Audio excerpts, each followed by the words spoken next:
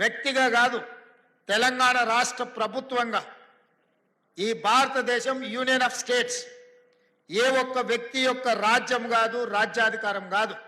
ప్రజలు ఎన్నుకున్న ప్రజా ప్రభుత్వాలు, రాష్ట్ర ప్రభుత్వాలు కూడితేనే కేంద్ర ప్రభుత్వం. రాష్ట్రాలుగా ఎవరికి వాళ్ళం విడిపోతే కేంద్రం అనేది మిథ్య, కేంద్ర ప్రభుత్వం అనేది మిథ్య. ఆ వ్యక్తులు గుర్తుపెట్టుకోవాలి. రాష్ట్రాల కలయికనే కేంద్రము ఈ దేశం. రాష్ట్ర ప్రభుత్వాలకు సంబంధించిన మేము ప్రభుత్వ అభిప్రాయంగా మా తెలంగాణ సమాజాన్ని, ప్రజలను స్ఫూర్తిని అందించి గొప్ప ఆదర్శంగా నిలబడ్డ వ్యక్తులకు అందించే పద్మభూషణ్, పద్మశ్రీ అవార్డు ఇవ్వవలసిందే. దానికి ముందు వరుసలో ఉండేవాడు గద్దరన్న, వారితో పాటు చుక్కా రామయ్య గారిని, అందశ్రీని, మిత్రుడు గోరెట వెంకన్నను, జయతీర్ తిరుమలరావు గారి పేర్లు నేను ప్రతిపాదించిన. ఇందులో ఏ ఒక్కరూ మా పార్టీ కార్యకర్త కాదు, నాయకుడు కాదు, కాంగ్రెస్ పార్టీ సంబంధం లేనోళ్ళు. మిత్రుడు గోరెట వెంకన్న ఇప్పుడే చెప్పాడు. నాకు కొంచెం ముఖ్యమంత్రి గారిని చూస్తే ఏందో ఈ వేదిక మీద ఉన్నా ఉండకపోయినా ఎట్లా అని. 14 నెలల్లో ఏ రోజు కూడా గోరెట వెంకన్న వచ్చి నన్ను అడిగింది లేదు, నన్ను కలిసింది లేదు. అయినా వారి సమాజానికి అందించిన సేవల్ని దృష్టిలో పెట్టుకొని, వారికి కూడా తెలియదు నేను లేఖ రాసిన సంగతి నాకు తెలిసి పత్రికలలో మాట్లాడినప్పుడే వారికి ఏదైనా ఐడియా వచ్చిండదు. వారికి సమాచారం కూడా ఇవ్వలే. నేను నా బాధ్యతగా భావించిన.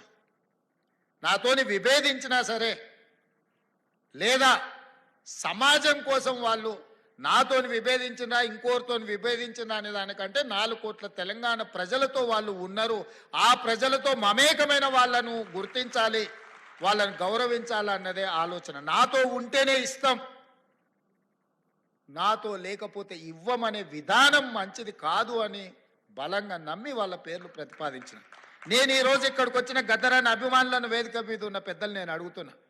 నేను ప్రతిపాదించిన గద్దరన్న కావచ్చు, చుక్కా రామయ్య గారు కావచ్చు, లేకపోతే అందశ్రీ గారు కావచ్చు, జయ జయ హే తెలంగాణ అందించిన అందశ్రీ గారు కావచ్చు, గోరెట వెంకన్న కావచ్చు, జయతీర్ తిరుమలరావు గారు కావచ్చు, ఎవరు ఎందులో తక్కువ అని నేను అడుగుతున్నా.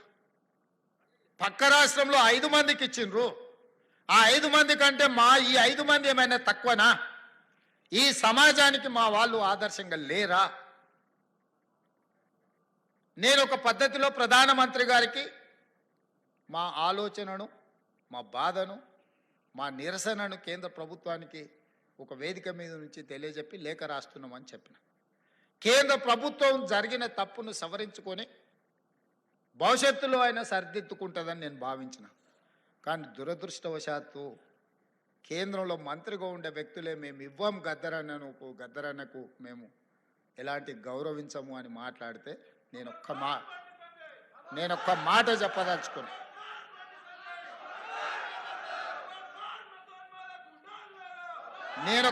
చెప్పదలుచుకున్నా. మళ్ళొక్కసారి మీరు మీ పార్టీ గద్దరన్నకు వ్యతిరేకంగా, గద్దరన్న గౌరవాన్ని కించపరిచేటట్టు మాట్లాడితే మీ పార్టీ ఆఫీసు ఉన్న ప్రాంతానికి గద్దరన్న పేరు పెడతా. నీ పార్టీ కార్యాలయం అడ్రస్ రాసుకోవాలంటే గద్దరన్న గల్లీ అని రాసుకునేటట్టు చేస్తా బిడ్డ మిమ్మల్ని. మీరు అనుకోవచ్చు ఏం చేస్తాడు ముఖ్యమంత్రి, అవార్డులు మా దగ్గర ఉన్నాయి కదా, పద్మభూషణ్ పద్మశ్రీ ఇచ్చేది మేం కదా అనుకుంటున్నావు. కానీ నీ పార్టీ ఆఫీసు గద్దరన్న రాష్ట్రంలో ఉంది, ఆ సంగతి మర్చిపోవద్దు. నీ పార్టీ ఆఫీసు ఉన్న ప్రాంతానికి, ఆ కాలనీకే గద్దరన్న పేరు పెడితే అప్పుడు ఎవరు పేరు రాసుకుంటావు?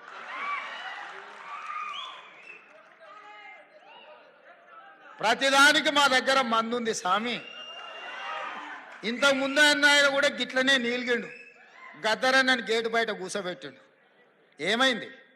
గేటు బయట కూసబెట్టిన ఆయన లోపల ఉన్నాయన, గద్దె మీద కూర్చున్నాయన గొప్ప అనుకున్నాడు. కానీ చూస్తుంటేనే ఆయన గద్దె కూలింది, గేట్లు బద్దలైనాయి. గద్దరన్న వారసులు లోపలుండ్రు. గద్దరన్నని గేటు బయట కూర్చోబెట్టినోడు ఇవాళ గేటు దగ్గర కూర్చొని ఎవరన్నా వస్తారా అని వాళ్ళకరిస్తాడు ఎదురు చూస్తున్నాడు చకోర పక్షిలాగా. గాయనకే గంతగతి పడితే నీకెంత పడుతుంది స్వామి? నువ్వు అర్థం చేసుకో. నువ్వేమి ఇయ్యకు, నిన్ను ఇయ్యవని అడగను. నువ్వు ఇయ్యనందుకు నిరసన తెలుపుతా. ఎట్లయితే గద్దరన్నని గేటు బయట కూర్చోబెట్టినోనికి పట్టిన గతి ఉందో వచ్చే ఎన్నికల్లో నీకు గదే గతి పడుతుంది. ఓట్ల విప్లవం వస్తుంది, ఓట్ల విప్లవం వస్తుంది. గంటలో నువ్వు కొట్టుకపోతావు.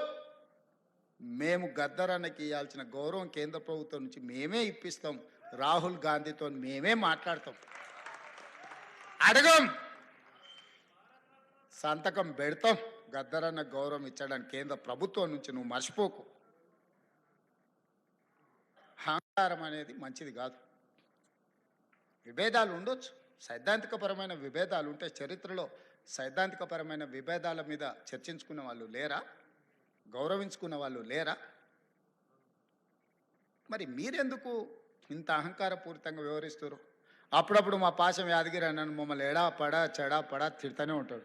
అంత మాత్రాన మా యాదగిరి అన్నను మేము వదులుకున్నామా? పెద్ద మనిషి అనుభవం ఉన్నాడు, ఎక్కడన్నా ఏదన్నా అటు ఇటు ఉంటే అంటాడు.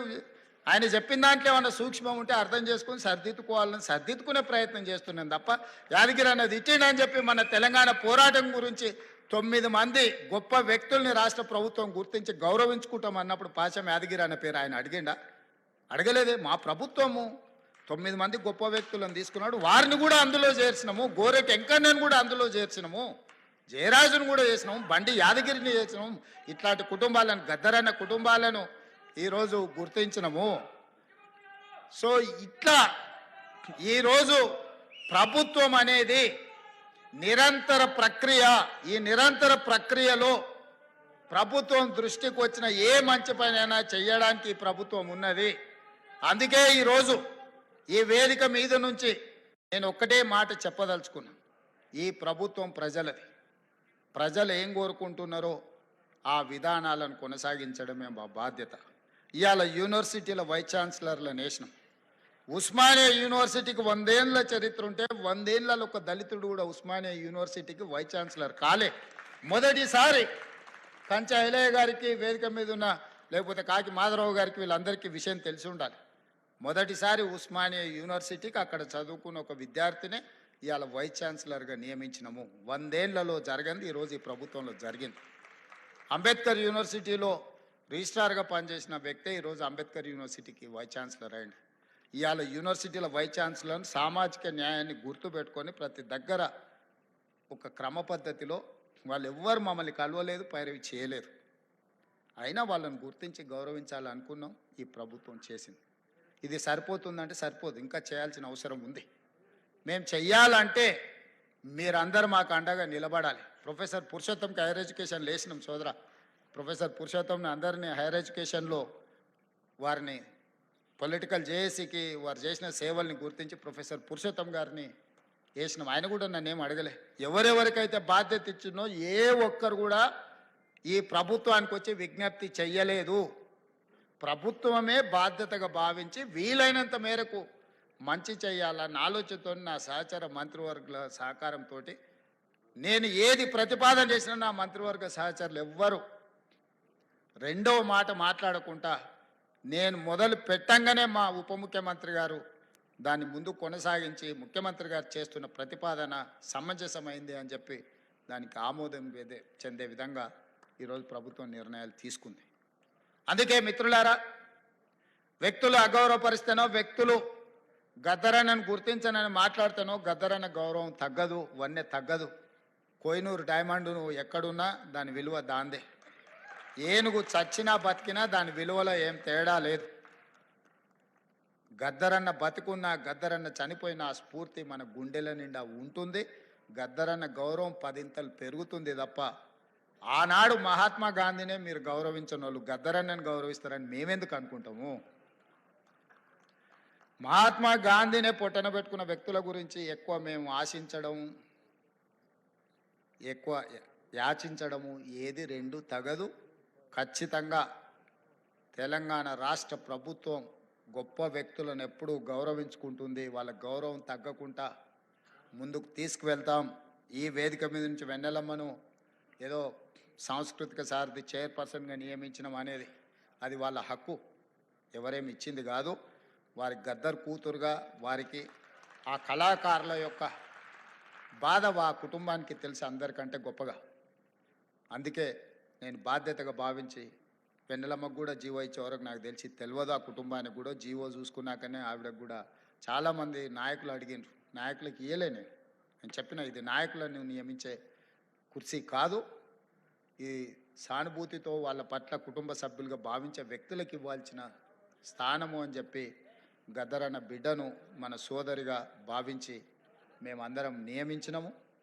ఈరోజు ఇంతమంది ఇక్కడికి వచ్చి గద్దరన్న స్ఫూర్తిని కొనసాగించడానికి, గద్దరన్న ఆనాడు బట్టన్న పాదయాత్రలో వారు ప్రజల దగ్గరికి వెళ్ళినప్పుడు, వారు నడిచినప్పుడు వారి దృష్టికి తీసుకొచ్చిన సమస్యల్ని పరిష్కరించడానికి ఈ ప్రభుత్వాన్ని ఆశీర్వదించండి, ఈ ప్రభుత్వాన్ని ముందుకు నడిపించండి, అవసరమైనప్పుడు సలహాలు సూచనలు ఇవ్వండి. ఎప్పుడు మీ సలహాలు సూచనలను తప్పకుండా ఈ ప్రభుత్వం పాటిస్తుంది. కంచె ఐలయ్య గారు సూచన చేస్తే వీరనారి చాకల ఐలమ్మ పేరు మీద యూనివర్సిటీ, మహిళా యూనివర్సిటీని పెట్టుకోవడం జరిగింది. ఒకే మాటలో వారు ఒక్క నిమిషంలో మాట్లాడితే తక్షణమే నిర్ణయం తీసుకున్నాం. సురవరం ప్రతాప్ రెడ్డి గారి పేరు పెట్టుకోవాలి ఆనాడు మనకు విముక్తి కోసం పోరాటం చేసిందంటే చెప్తే మనం వెంబడే దాని మీద కూడా నిర్ణయం తీసుకున్నాం. సో ఈ సమాజానికి అవసరమైన నిర్ణయాలు తీసుకోవడంలో ఈ ప్రభుత్వానికి భేషజాలు లేవు. ఎవరైనా తెలంగాణ సమాజానికి ఉపయోగపడే సలహా సూచన ఏది ఇచ్చినా ఈ ప్రభుత్వం పాటిస్తుంది. గద్దరన్న గౌరవం పెంపొందించే విధంగా ఈ ప్రభుత్వం ముందుకు వెళ్తుంది అని చెప్పి మీ అందరికి తెలియజేస్తూ మీ అందరి దగ్గర సెలవు తీసుకుంటున్నాం మిత్రులారా.